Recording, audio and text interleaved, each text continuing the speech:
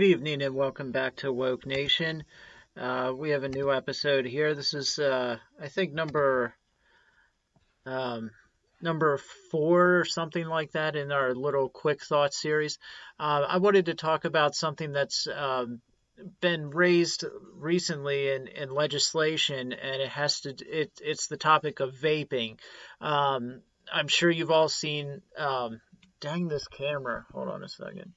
I'm sure you've heard something about it in the news or what have you. There's a lot of mass hysteria today about the dangers of vaping. A lot of the mainstream media, particularly news outlets like ABC, CBS, NBC, and others like that of their ilk, are producing a lot of stories that talk about all these, these individual cases of teenagers that have been hospitalized due to vaping, with these mysterious lung illnesses and diseases, and how they get rushed to the hospital with all these bizarre symptoms, and they're put in intensive care. I think there's been a couple deaths. I didn't look that far into it, but let's get one thing straight. I think by now we can all pretty much acknowledge that any kind of hysteria that overwhelms the national conversation should be taken with a massive grain, many grains of salt. Let's not take it at face value. If there's anything we've learned, is that our media today is interested in one thing only, and that's on the internet, clickbait and views and money, as far as ads and viewership on television. In other words, they want your attention, and they don't care how they get it. They're going to get it one way or another. So, like most stories out there, there is a little tiny grain of truth covered, and that a little tiny grain of truth is what starts this, and then that snowballs as this hysteria begins, and then all because of the hysteria they say, oh, okay, well, we can make money off of this, so they all it just snowballs until it's very hard to decipher what's true and what's not.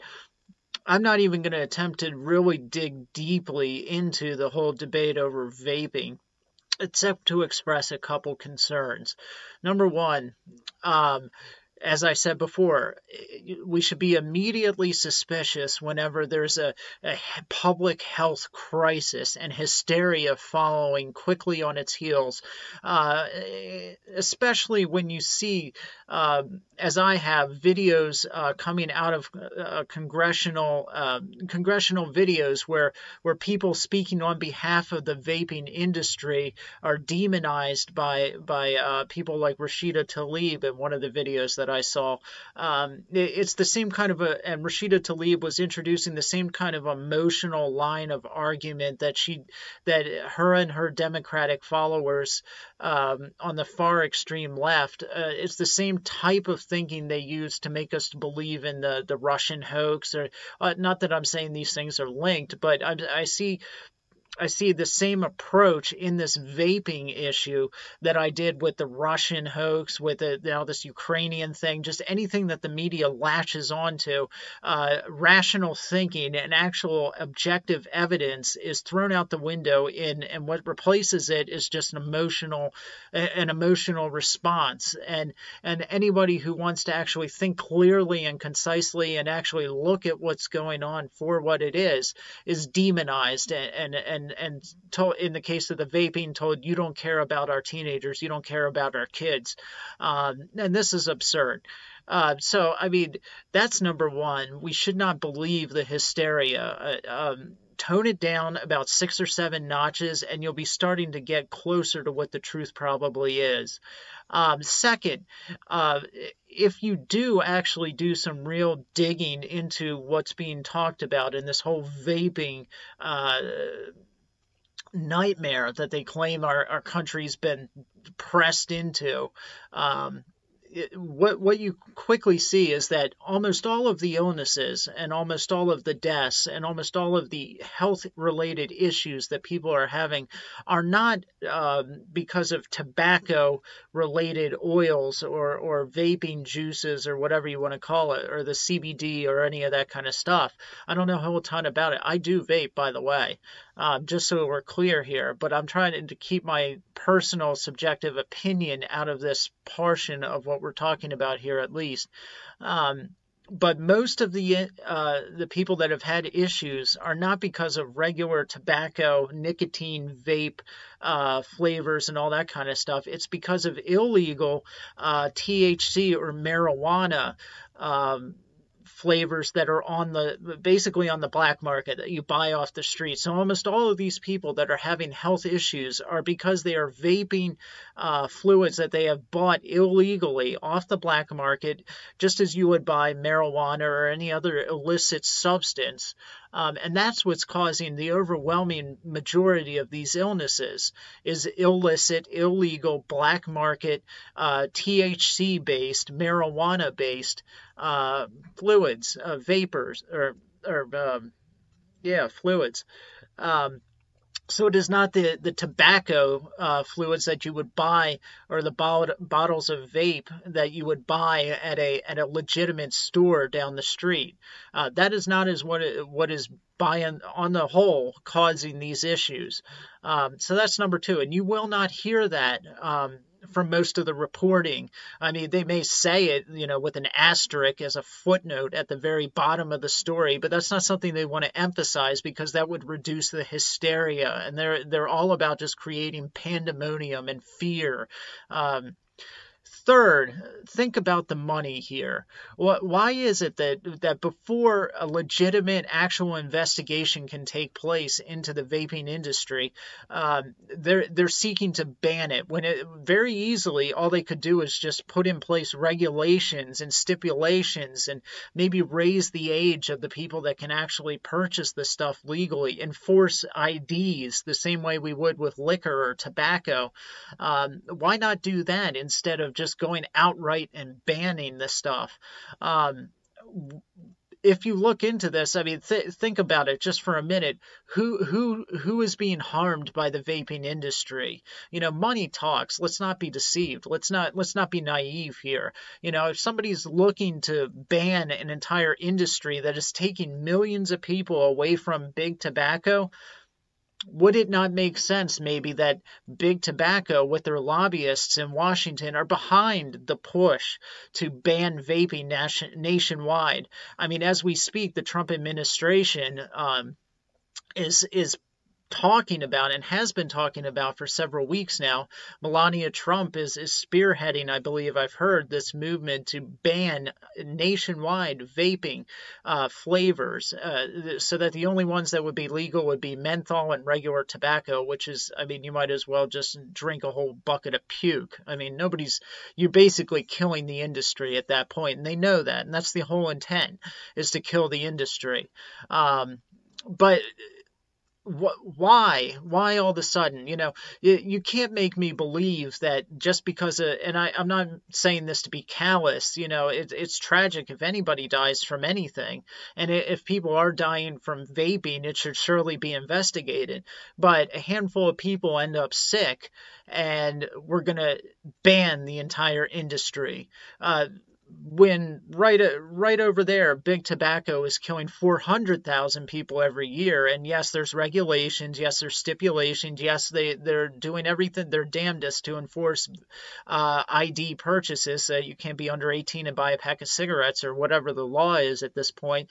But they're not banning cigarettes, and they kill 400,000 people a year. Alcohol is the same thing. Hundreds of thousands of people die from alcohol-related issues every year. DUIs, DUI car crashes, cirrhosis of the liver. Alcohol destroys every organ, or affects every organ in your body, from your brain down through your stomach, your liver, your pancreas, your everything gets affected when you drink to excess. And alcoholism rates are rising. So, and we're not seeing alcohol being banned. So why is vaping being banned so fast? This thing just sprung up in popularity relatively recently, and already they're going to ban it. It's the FDA, because the vaping is outside of like the FDA and all these federal bureaus that regulate things. It's operating outside of their jurisdiction, and they don't like that, because anyone that's within their jurisdiction is, paying paying their user fee, their tax. Um, so this is not, let's just be fair and honest here. This is probably has absolutely nothing to do with public health or public well-being or the well-being of society and don't be deceived, people. Don't be deceived into thinking that these legislators actually care about whether your child is vaping or not, or whether your teenager enjoys snackerdoodle or bubblegum flavored vape, or is just grinding it out with menthol. Spare me the faux outrage and moral soapbox nonsense. Please don't believe that, because that's not what's happening here. 9 out of 10 people in Washington could not care less about your kids or my kids. Please. This is about money, just like anything else in Washington is about money. Now, I live in Pennsylvania, so what I've read about this is that Scott Perry is watching to see what goes on in Washington, and then he will follow suit, probably. So if Washington bans vaping flavors outright, then that means that it then goes to the states, as well it should, to make up their own minds on this issue. Personally, the federal government has absolutely no business getting involved in this. It should be down to the states from the beginning, and they should shut up and stay out of it. It's none of their dang business who vapes, what, where, or when. It is none of their business if I go into my backyard and crush up a soda can, poke holes in it, and smoke compost. It's none of your business. I could chew on eggshells and put them in my eyes for all they. It is none of your business what I do with my personal body. As the federal government, you have no right to tell me what I can put in my body. That's just my opinion on it, but I think that's constitutional, to say the least. I have a very libertarian view on that as far as that goes. I think what you put in your body as far as your own personal well-being is between you and God. And obviously, I think from a biblical perspective, it is not morally right to abuse your body. That's why, this may be controversial, and I'm sure some people will disagree with it, but the whole reason that I started even vaping to begin with was to quit cigarettes, and cigarettes are no matter what your opinion of vaping is, they're far more harmful. Far more destructive to your overall health than vaping ever will be. Again, almost 500,000 people, 400,000 people die every year from cigarette-related illnesses. Contrast that with vaping, which is, a few hundred at most. It's just that the media is publicizing every single instance where there's an illness, and keep in mind also that a lot of the illnesses that have been blamed on vaping have not proven to have been the consequence of vaping. It hasn't been proven yet, and even if they could provide a causal link between the two of them, it does come down to which type of vape was this person. Was it Juul? Was it e-cigarettes? Was it those blue devices? I have a traditional mod with the glass chamber at the top, and you pour the vape into it, and then you just suck on it like a pipe, basically. But this is not. Which one were they using? Maybe that particular one just has some modification to it that if it were changed, the person would never have gotten ill. Like anything else, these things are a learning experience. You learn and you better things as you go. That's what any producer of any kind of good is going to do. So again, banning it outright is just a overly dramatic reaction to something which to me just reeks of hypocrisy, a total lack of genuine care, and it betrays the real motive, which would have to be money. What else drives these things except for money? Keep in mind that big tobacco has been getting shafted left and right by all these regulations, these lawsuits, people suing big tobacco because they smoked for 30 years and then, oh gee, I have lung cancer, so now I'm going to sue the tobacco company. A lot of this has to do, and I'm not going to go into this because but it is related, because nobody today in America wants to take personal responsibility for anything anymore. So you smoke cigarettes for 30 years and you get cancer.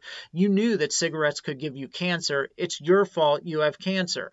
I would say the same thing about myself. I hope I didn't jinx myself, but I smoked for a number of years. If I get cancer from that, it's going to suck. I pray that doesn't happen. But at the same time, I'm the one that chose to smoke the cigarettes for all those years, okay? I'm not going to go and sue Camel or Marlboro, okay? It's a tough pill to swallow, but you smoke the cigarette, you deserve the cancer. So do I, okay? That's just reality. That's life. It would be a lot better off. We would all be a lot better off in this country if people would just take personal responsibility for the choices that they make. The same goes for this vaping. I did some research on it. I didn't just blindly buy what we call a mod and start doing this. The only intent was to step down in the nicotine milligrams. I'm down to 3 now. And then eventually just be done with everything. You know, I haven't been vaping for years and years and years, maybe 2 months at the most, not that long. But I haven't touched a cigarette in months now. And again, there's absolutely no comparison between the two. Just the sheer number of chemicals that you're putting into your body with one cigarette don't even compare to vaping, which have a mere handful. Are they good for you, all of the chemicals that are in vaping, the fluids? No, I'm sure they're not. But again, it's a mere handful compared to thousands with a cigarette. There's actually ground up glass in menthol cigarettes, and what they do is the little glass cuts your lip a little bit so that the menthol can better absorb into your skin, into your body, and it's more addicting, more satisfying that way, and you crave it more.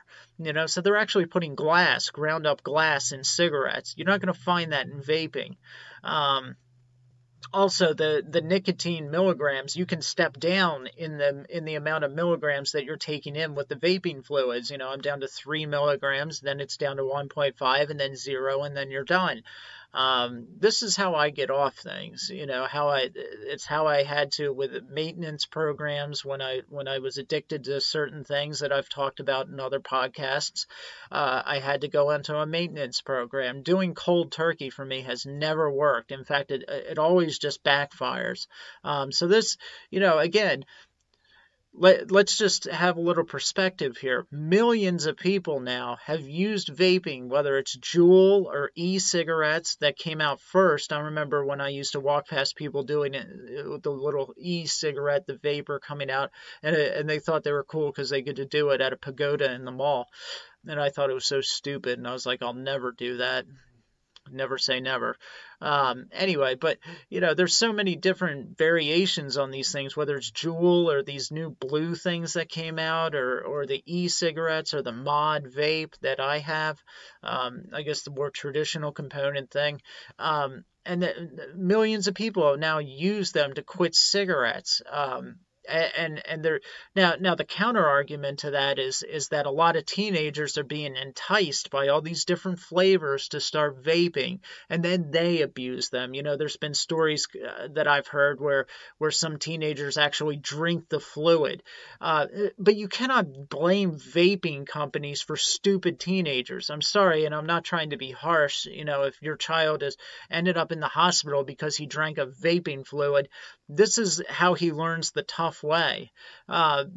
Why would you do that? You know, it's just like blaming Tide because kids were eating the Tide Pods, you know, I think it's for the dishwashers. They were eating those things. Are you going to now sue Tide because your son is an idiot? I mean, come on now. You can't blame these companies because you didn't raise your son up to know not to eat Tide Pods or drink vaping fluid.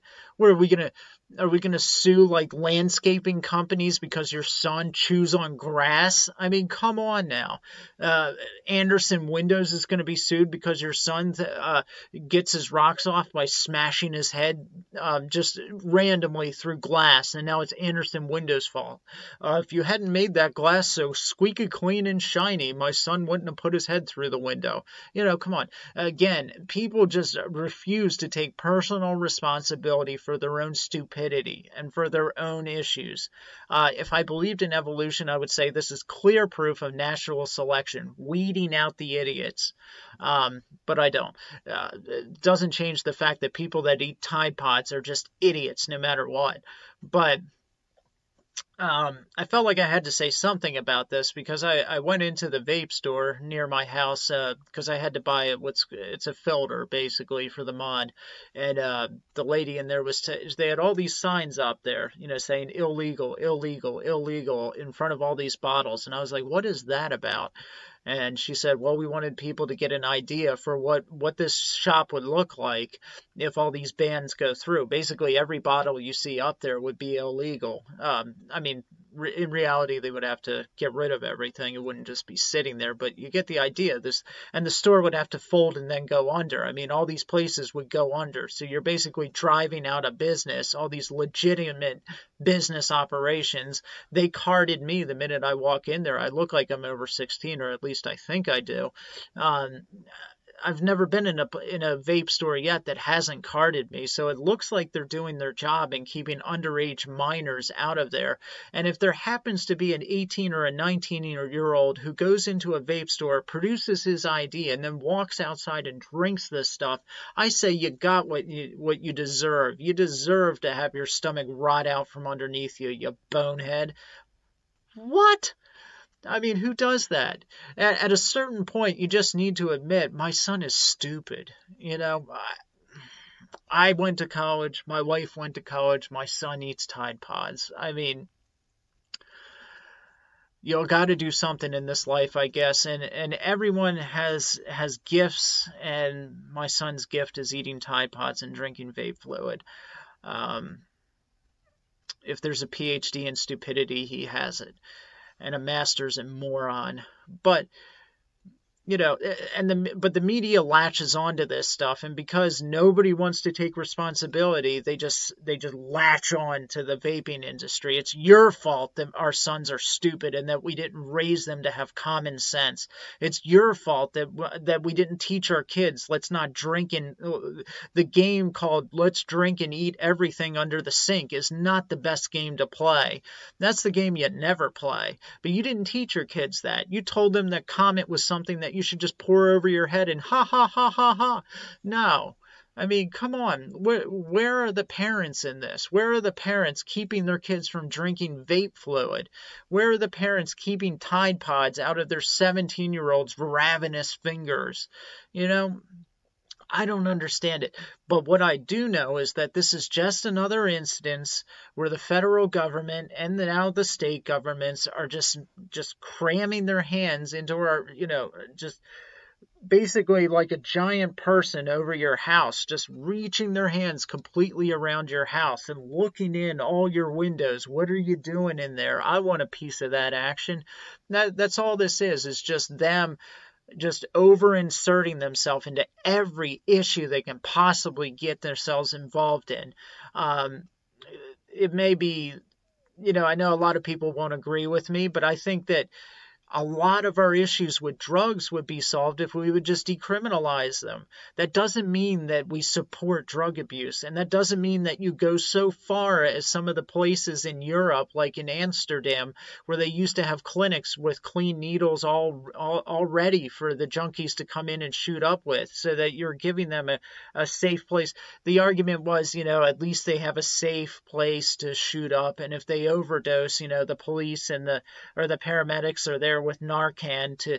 I don't believe in going that far with it, but I think decriminalizing it, not criminalizing addiction, which is a serious moral issue, and the only reason that there are real legality or legal issues from it is because it's illegal.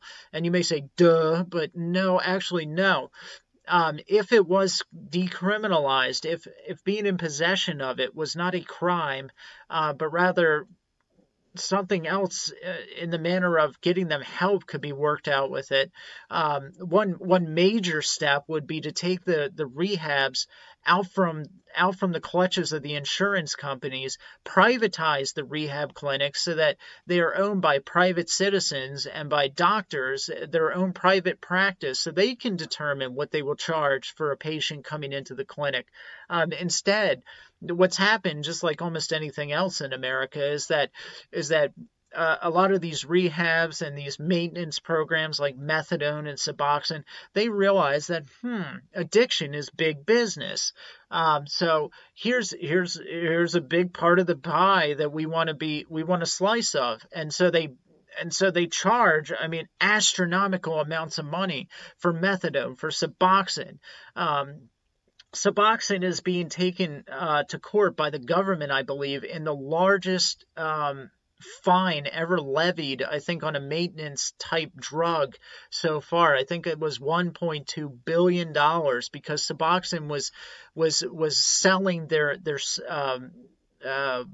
strips. I forget the technical name for it, but it's the strips that you put under 8 milligram strips that you put under your tongue, and they were basically just selling them to people under the guise of marketing them by saying that they're not that addictive, they're far less addictive than the pill form, the potential for overdose is almost negligible. Well, none of that was true. They're just as addictive as ever before, and you can overdose just as easy on the strips as you can on the pills. So they're being taken to court and fined, I think, $1.2 billion by the federal government. Massive amount of money. These people are not interested in actually, they want more addicts. They don't want this issue to go away because what's their solution? Even though I will speak very highly of maintenance programs if done right, I've used methadone legitimately through a doctor to get off my own addiction issues in the past. But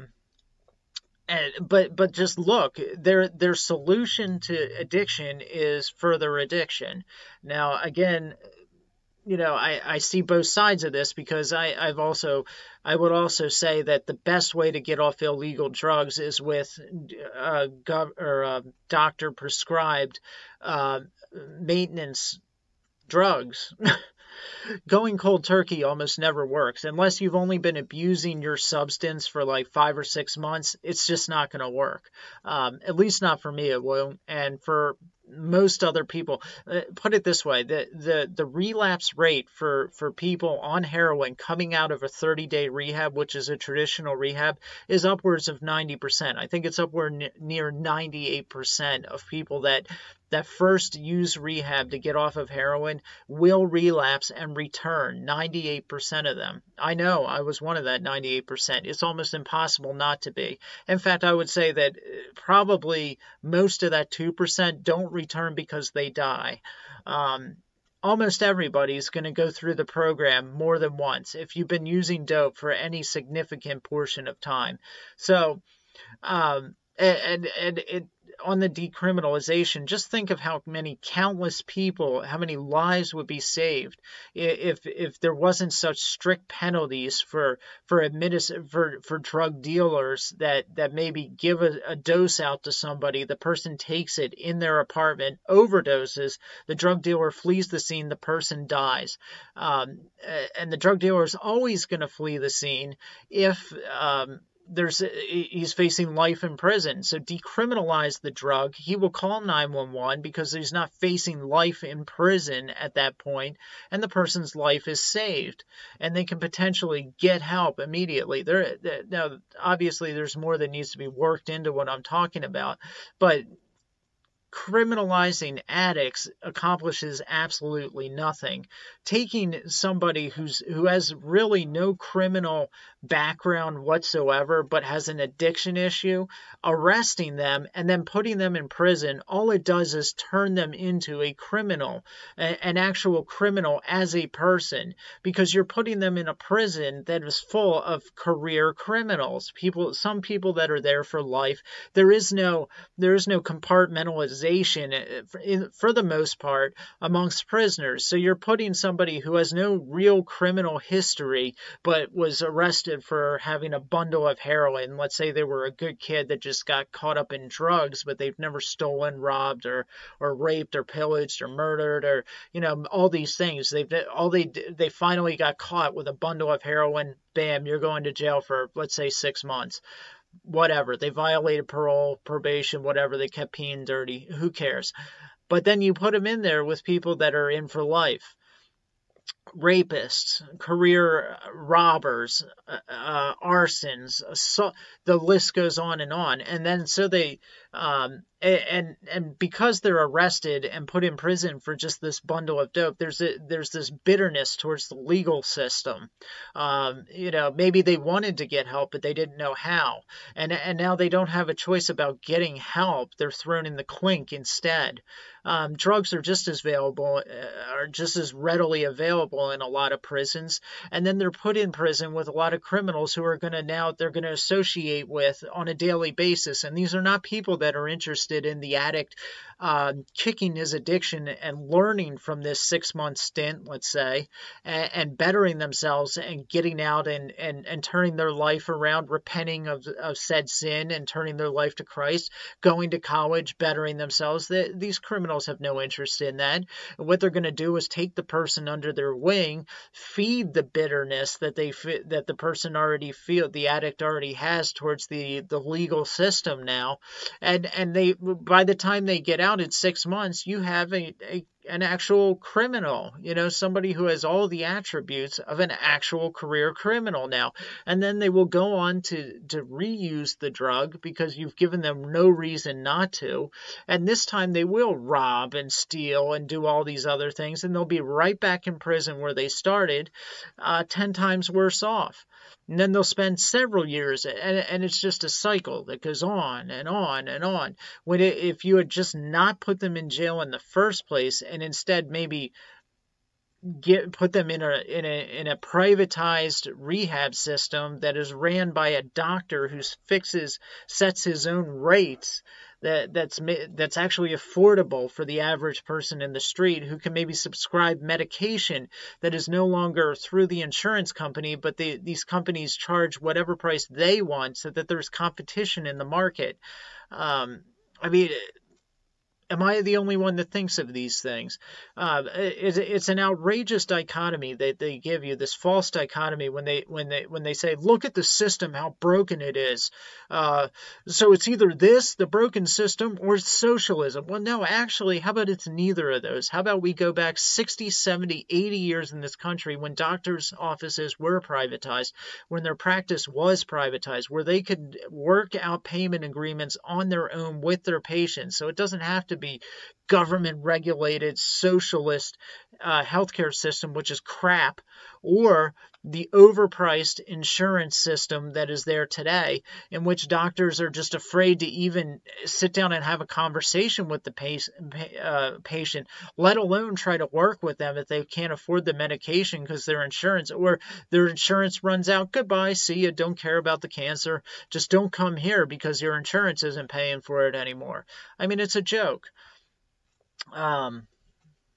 But the long story short of this, getting back to the vaping, is I just hope that if anyone vapes or knows somebody that vapes, actually take the time to dig into this and do a little actual research and reading about it. I'm not saying in any way, shape, or form that vaping is what everybody. If you never smoke cigarettes, don't vape. Just don't do it.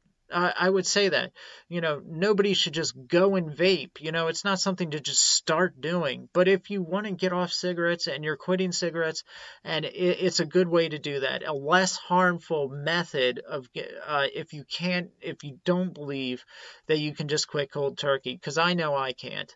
Um, and you're planning on not vaping forever. You're going to step down in the nicotine milligrams and eventually just be done. I think it's great for it. Again, I'm not saying that this is something that teenagers should be doing. I think we should discourage that. They should enforce the IDs. How old are you before we'll sell this to you?